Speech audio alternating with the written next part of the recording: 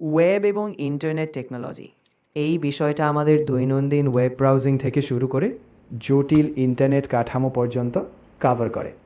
আজ আমরা এই সাবজেক্টের ওভারভিউ, চ্যাপ্টার আর কিভাবে এগুলো আমাদের বাস্তব জীবনে কাজে লাগে তা নিয়ে আলোচনা করব।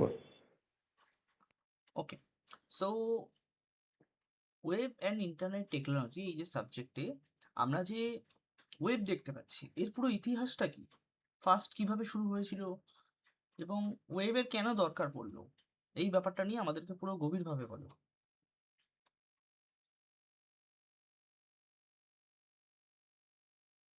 ওয়েবের ইতিহাস শুরু হয়েছিল 1929 যখন team Berners-Lee world wide web তৈরি করেন। মূলত বিজ্ঞানীরা দূরে বসে সহজে তথ্য শেয়ার করবেন বলে এটা তৈরি হয়েছিল। এরপর থেকে ওয়েব আমাদের তথ্য, যোগাযোগ আর দৈনন্দিন জীবনের অংশ হয়ে গেছে।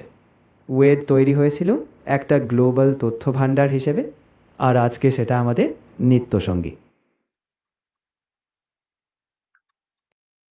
ঠিক আছে, তো এবার ব্যাপারটা হচ্ছে ওয়েব বলতে মানে ধরো ওয়েবসাইট, এই যে ওয়েব থেকে যে এই যে ওয়েবসাইট ব্যাপারটা আসছে, ওয়েব ক্রাউলারের ব্যাপারে আমরা জানি। আজকে আমরা ব্রাউজিং এর ব্যাপারে জানি যে এতগুলো ব্রাউজার অ্যাভেলেবেল আছে, আমাকে ইন্টারনেট অ্যাক্সেস করতে গেলে আমাকে কোনো ব্রাউজারের থ্রু দিয়ে করতে হবে। তো এই পুরো ব্যাপারটা নিয়ে আমাদেরকে বোঝাও, ওয়েবসাইট ব্যাপারটা কি, ব্রাউজার কি করে, ওয়েব ক্রাউলার ব্যাপারটা কি, ইনফরমেশন কিভাবে আসে এই ওয়েবসাইটের মধ্যে দিয়ে, ঠিক আছে, পুরো ব্যাপারটা নিয়ে বলো।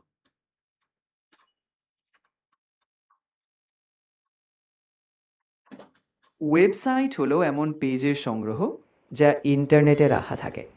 তুমি যখন ব্রাউজার যেমন ক্রোম, ফায়ারফক্স দিয়ে ঠিকানা দাও, তখন ব্রাউজার সেই তথ্য সার্ভার থেকে এনে তোমাকে দেখায়। ওয়েব ক্রাউলার হলো এমন বট যা সারাক্ষণ ওয়েবসাইট ঘুরে তথ্য সংগ্রহ করে, যাতে সার্চ ইঞ্জিনে তুমি তথ্য পেতে পারো। Hello, it's lovely to meet. R crawler হলো নেপথ্যে চলা অনুসন্ধানকারী। গ্রেট। সো এবার বলো যে আমরা যে ওয়েব সম্পর্কে যতটা জানি, যে ওয়েবসাইট, এই ওয়েবসাইট কিভাবে তৈরি হয়, তার পিছনে কি কি ইউজ হয়, ঠিক আছে, কিভাবে প্রোগ্রামিং ইউজ হয়, কিভাবে টেকনোলজি ইউজ হয়, এর সাথে ইন্টারনেটের কি সম্পর্ক, ঠিক আছে, এবং ব্রাউজার কিভাবে, ব্রাউজার জিনিসটাই বা কি, ব্রাউজারের মধ্যে কি থাকে, ব্রাউজারকে কে চালায়, এই যে ব্রাউজার সার্ভার ব্যাপারটা কি, পুরো জিনিসটা নিয়ে বলো।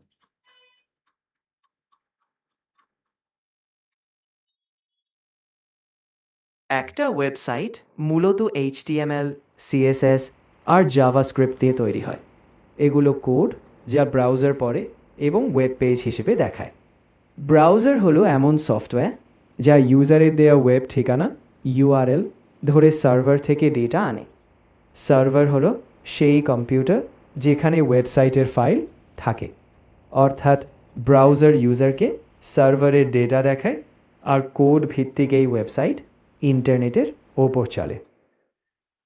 ব্রাউজার আমরা যেটা জানতে পেরেছি যে ব্রাউজারের একটা হিস্ট্রি রয়েছে, যে ব্রাউজারের মধ্যেও ইঞ্জিন থাকে, ব্রাউজার ইঞ্জিন বলে যেটা চালাচ্ছে, এই ব্যাপারটা নিয়ে একটুখানি বলো, যে ব্রাউজারের ইন্টারনাল আর্কিটেকচারটা কি, সেটা কি করে, তার সাথে ইন্টারনেট কানেক্টিভিটি কিভাবে, সমস্ত কিছু আছে, এভরিথিং সবকিছু নিয়ে বলো।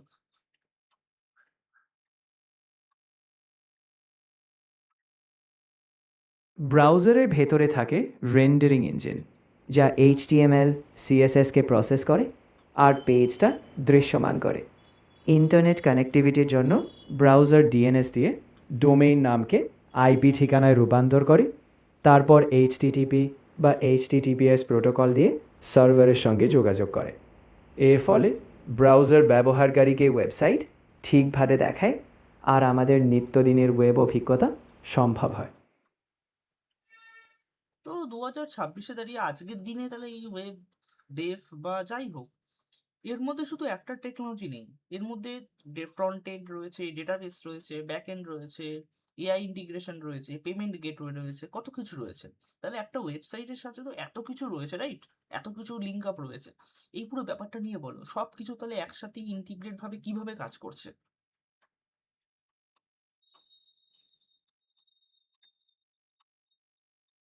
একটা আধুনিক ওয়েবসাইট আসলে অনেক স্তরের প্রযুক্তির সম্মিলন। সামনে থাকে ফ্রন্ট এন্ড, যা ইউজার দেখে, HTML, CSS, জাভাস্ক্রিপ্ট দিয়ে তৈরি। পেছনে থাকে ব্যাকএন্ড, যেখানে সার্ভার, ডেটাবেস থাকে, যেমন SQL বা নো SQL। পেমেন্ট গেটওয়ে নিরাপদ লেনদেন করে, আর AI হয়তো ব্যবহারকারীর পছন্দে বা সার্চ সাজেস্ট করে। সব কিছু API আর সিকিউরড কানেকশন নিয়ে একসঙ্গে কাজ করে, যাতে ওয়েবসাইটটা তরলভাবে ব্যবহার করা যায়। আচ্ছা, প্রোগ্রেসিভ ওয়েব অ্যাপ, ধরো একটা মোবাইল অ্যাপের সাথে তাহলে একটা ওয়েবসাইটের কি পার্থক্য? মোবাইলের যে অ্যাপস, আমি তো চাইলে একটা ওয়েব, যে আমি অ্যাপটাকে ইনস্টল না করে সেটা তো ওয়েবেও দেখতে পারি। তাহলে মোবাইলে আলাদা করে ইনস্টল করলে কি সুবিধা পাবো? আর সেম জিনিসটা আমি যদি একটা ওয়েব আকারে ওয়েবসাইটে দেখি কোনো ব্রাউজারের থ্রু দিয়ে, তাহলে কি সুবিধা পাবো? এবং দুটোর মধ্যে পার্থক্যটা কোথায়?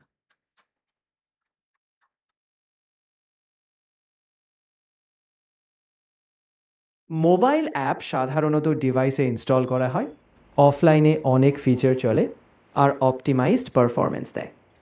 ওয়েবসাইট বা প্রোগ্রেসিভ ওয়েব অ্যাপ ব্রাউজারে চলে, ইনস্টল করতে হয় না, সব ডিভাইসেই সহজে চলে। তবে কিছু সীমাবদ্ধতা থাকতে পারে, যেমন অফলাইন ফিচার বা ডিভাইস স্পেসিফিক পারফরমেন্স। সংক্ষেপে, অ্যাপ ইনস্টল করলে পারফরমেন্স আর অফলাইন সুবিধা বেশি, আর ওয়েব অ্যাপ সহজলভ্য আর ইনস্টল ঝামেলা নেই। এপিআই এর ব্যাপারটা কি? তারপরে আরেকটা জিনিস, যে ধরো গুগলে আমি কোনো জিনিস সার্চ করছি, সেটা কিভাবে গুগল সার্ভার অব্দি পৌঁছায়, সে মাঝখানে কি কি হয়, গুগল কি করে, কোথা থেকে ইনফরমেশন বার করার চেষ্টা করে? এই যে পেজ র্যাঙ্কিং বলা হয়, এসইও বলা হয়, ব্যাপারটা কি? একটা ওয়েবসাইট যখন আজকে গুগলের মতো বড় সার্চ ইঞ্জিনে যখন র্যাঙ্কিং পায়, সেটা কিভাবে পায়? সেই ব্যাপারে আমাদেরকে গভীরভাবে বলো।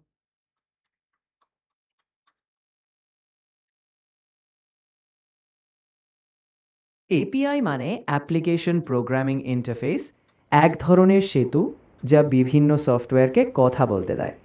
তুমি যখন গুগলে কিছু সার্চ করো, তোমার কোয়েরি গুগলের সার্ভারে যায়, সেখানে তাদের বিশাল ইন্ডেক্স থেকে তথ্য খোঁজা হয়। পেজ র্যাঙ্ক আর এসইও নির্ধারণ করে কোন সাইট কতটা প্রাসঙ্গিক, যেমন কতজন লিঙ্ক করেছে, কিওয়ার্ড আছে কিনা। গুগল ক্রাউলার সারাক্ষণ ওয়েব স্ক্যান করে, আর সেই তথ্য বিশ্লেষণ করে সার্চ রেজাল্টে র্যাঙ্কিং হয়।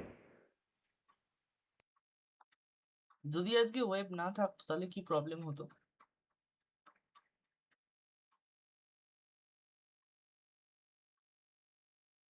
ওয়েব না থাকলে আমরা তথ্য সহজেই খুঁজে পেতাম না, বিশ্বব্যাপী যোগাযোগ এত দ্রুত হতো না, আর ডিজিটাল অর্থনীতি, শিক্ষা, বিনোদন সবেই অনেক সীমাবদ্ধ থাকতো। ওয়েব আমাদের জ্ঞান, ব্যবসা আর দৈনন্দিন জীবনকে যে সহজ, দ্রুত আর বৈশ্বিক করেছে, তাছাড়া আমাদের জীবন অনেক কম সংযুক্ত আর সীমিত হতো। এবার তাহলে চ্যাপ্টারের নামগুলো বলো, এই সাবজেক্টের যেগুলো আমরা ডিসকাস করলাম, যে চ্যাপ্টারগুলো আছে সেগুলোর নাম বলো, এবং এক একটা চ্যাপ্টার তারপরে আমরা ডিসকাস করব।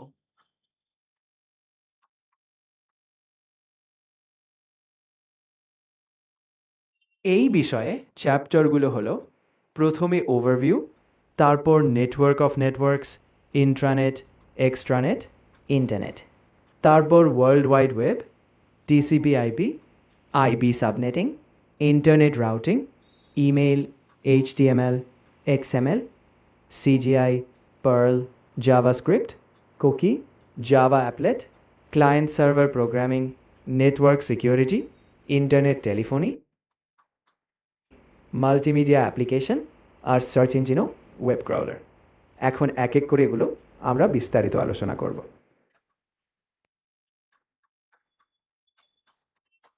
ম্যাকআউট অর্গানাইজারের টোটাল যে কটা চ্যাপ্টার রয়েছে, তাহলে সেই অনুযায়ী এবার ফার্স্ট চ্যাপ্টারটা নিয়ে ডিসকাস করো।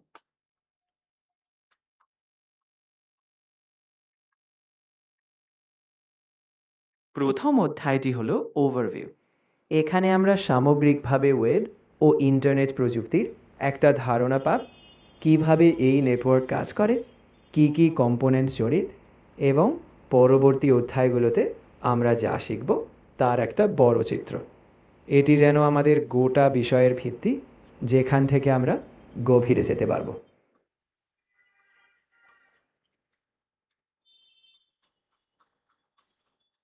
ওকে, তো এবার সবকটা বাদবাকি যে চ্যাপ্টারগুলো পড়ে রয়েছে সেগুলো নিয়ে তাহলে একটা ওভারভিউ দিয়ে দাও পর পর পর পর করে।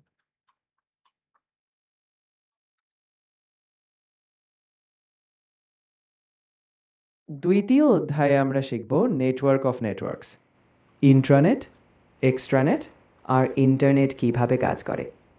তৃতীয় অধ্যায় ওয়ার্ল্ড ওয়াইড ওয়েব, যেমন ডোমেইন, ডিএনএস, এফটিপি, এইচটিটিপি। চতুর্থ অধ্যায় TCP IP, flow control, congestion control.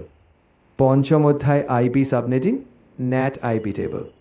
ষষ্ঠ অধ্যায় ইন্টারনেট রাউটিং, ইউনিকাস্ট মাল্টিকাস্ট।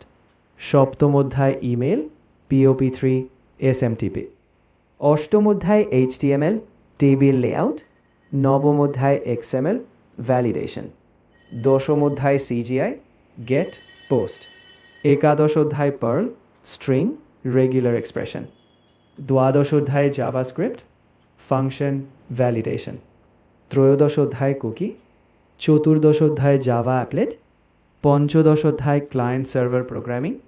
ষোড়শ অধ্যায় নেটওয়ার্ক সিকিউরিটি, VPN। সপ্তদশ অধ্যায় ইন্টারনেট টেলিফোনি, VoIP। অষ্টাদশ অধ্যায় মাল্টিমিডিয়া স্ট্রিমিং। আর শেষ অধ্যায় সার্চ ইঞ্জিন, SEO। এবার এক এক করে এগুলো আলোচনা করব। ঠিক আছে, তো আমরা ভিডিও এই অবধি রাখবো। তো এটাই আমাদের ওভারভিউ ছিল। সাবজেক্টটা ছোট, বাট এর মধ্যে অনেক ডোমেন রয়েছে জানার জন্য। ছোট ছোট রয়েছে কারণ এগুলো পড়তে গেলে অলরেডি তার আগে আমাদেরকে অলরেডি জানতে হবে। এই সাবজেক্টের মধ্যে বেশি কিছুই নেই বলতে গেলে, বাট ইন্টারনেটের ব্যাপারে আরও জানতে গেলে এবং ওয়েবের ব্যাপারে আমাদের আরও ফার্দার স্টাডি করতে হবে। সেরকম কম্পিউটার নেটওয়ার্কের কিছু পার্ট এখানে রয়েছে, অনেক কিছু রয়েছে, প্রোগ্রামিং ল্যাঙ্গুয়েজেস রয়েছে। ওকে, ঠিক আছে, একটা আউটরো দিয়ে ভিডিও শেষ করা যেতে পারে।